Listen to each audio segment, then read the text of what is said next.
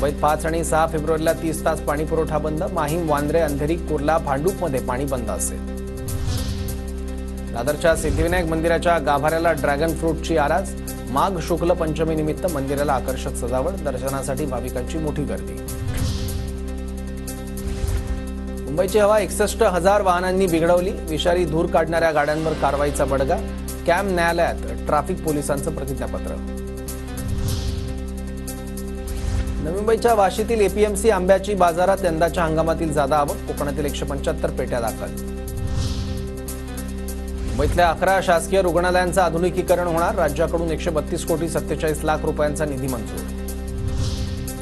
KDMC भ्रष्टाचार प्रकरणात 2 मोठे अधिकारी अडकण्याची शक्यता. उपायुक्त आणि सहाय्यक आयुक्तांच्या सांगण्यावरून लाच घेतल्याची लिपिकाची कबुली.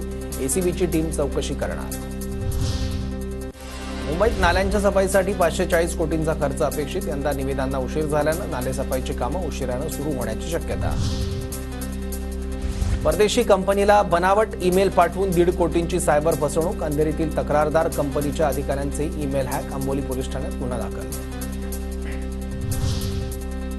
ठाण्याच्या अंबरनाथमध्ये बँकेत पैसे भरण्यासाठी गेलेल्या फोटोग्राफरला 50,000चा गंडा. शिवाजीनगर पोलीस ठाण्यात गुन्हा दाखल. आरोपींचा शोध सुरू.